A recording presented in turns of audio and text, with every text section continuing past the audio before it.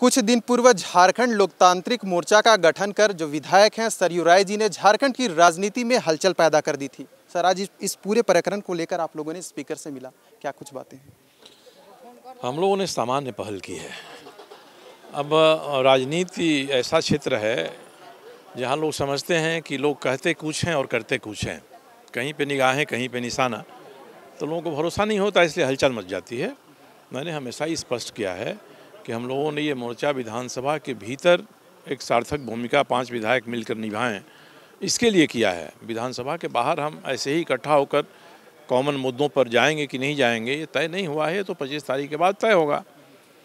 तो इतनी ही बात है, इसीलिए हम लोग स्पीकर से भी मिले थे कि भाई हम चाहते हैं कि हम कुछ सार्थक भूमिका निभाएं, आप हमारे ग्रुप की मान्यता दे दीजिए।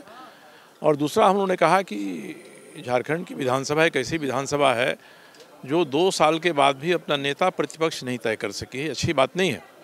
और सरकार की तरफ से इस पर दबाव पड़ता है कि स्पीकर साहब आप तय करके हमको बता दिए, क्योंकि हमारे कई काम रुके हुए हैं, इसीलिए कि नेता प्रतिपक्ष की सहभागिता उसमें होती है। तो हम लोगों ने कहा कि अभी निपटाना चाहिए, इसमें हम लोगों की कोई मदद आप ले सकते हैं तो आप मदद लीजिए।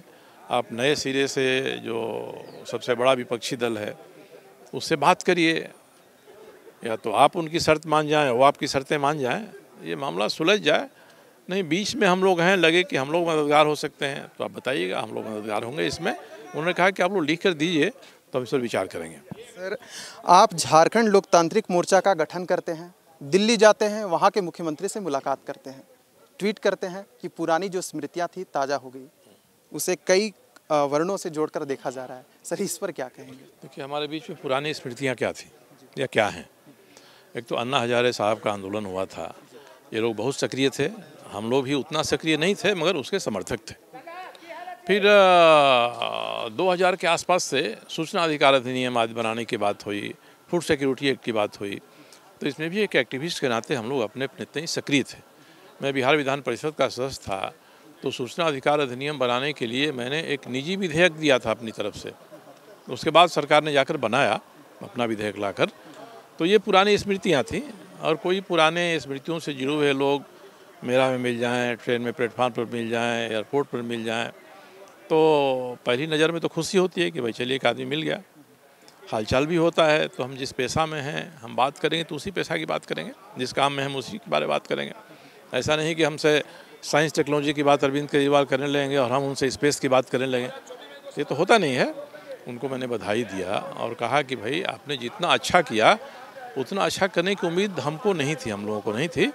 इससे लगता है कि इस देश की जो जनता है, धीरे धीरे राजनीति में एक तीसरा रास्ता भी होना चाहिए, अच्छे लोग आने चाहिए, भ्रष्टाचार की खिलाफत होनी चाहिए, सुशासन होना चाहिए, ये सब चीज़ें होनी चाहिए, तो ऐसे चेहरों को भी पसंद करती है। इससे एक संकेत निकलता है, और इस संकेत का प्रसार अगर अन्य राज्यों में भी होगा तो मुझे तो व्यक्तिगत तौर पर खुशी होगी कि यह काम कोई भी करे। हम लोग भी चाहते हैं कि ऐसा शासन सुशासन हो।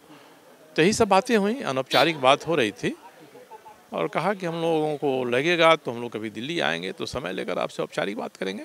सर, अंतिम प्रश्न आपसे यही रहेगा कि 1990 में जो कश्मीर पंडितों के साथ जो अन्याय हुआ था, द कश्मीर फाइल्स मूवी के जरिए उसे दर्शाया गया है। मूवी रिलीज हो चुकी है।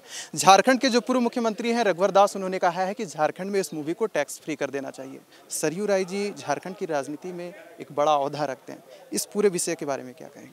आज मेरी बाबूलाल मरांडी जी से भी बात हुई इस बारे में। उन्होंने कहा कि मैंने रात में कौन सिनेमा हॉल बताए, न्यूक्लियस मॉल वाले में हमने इसको देखा है। मैंने उसको देखा तो नहीं है, मगर मैंने उसकी समीक्षा पढ़ी है कायदे से। तो उस मूवी को टैक्स फ्री नहीं होगा तब भी लोग पसंद करेंगे, देखेंगे। जो कश्मीरी पंडितों के साथ हुआ वह एक सभ्य समाज के ऊपर कलंक है, और ये हमारे लिए और भी कलंक की बात है कि बड़े बड़े राजनीतिक दल भी इस कलंक को धोने के लिए तैयार नहीं हैं। ये भारतीय जनता पार्टी का मुद्दा बनकर रह जाता है, बल्कि इस देश की जनता का मुद्दा होना चाहिए। इसलिए लोग इसको देखेंगे, टैक्स फ्री हो तब, टैक्स फ्री नहीं हो तब, टैक्स फ्री की ही मांग क्यों की जाए। हम सिनेमा हॉल वालों से बात कर सकते हैं कि भाई इसको आधा दाम में दिखा दीजिए, कुछ कर दीजिए। स्पेशल ग्रुप बना के हम लोग जाएँ कि चलिए हम 50, 100, 200 आदमी आज आ रहे हैं इस मोहल्ले के, इस टोला के, आज हम इसको देखेंगे, कुछ रियायत दे दीजिए। तो इस तरह की बातें भी की जा सकती हैं। मगर ये केवल परिकल्पना के आधार पर चीज़ें रहेंगी या हम इसलिए कुछ कह दें कि नहीं मीडिया में हम आ जाएंगे एक नई मांग के साथ, तो अलग बात है। इस पैसे को इस फिल्म को तो लोग दुगना दाम देकर भी देखेंगे जो देखना चाहते हैं। इस तरह की फिल्म है और कुछ दिन के बाद तो ये OTT प्लेटफॉर्म पर भी आ जाएगी, सब लोग घर कर लोग देखेंगे। इसलिए महत्व नहीं रखता है कि आप टैक्स फ्री करिए कि मत करिए।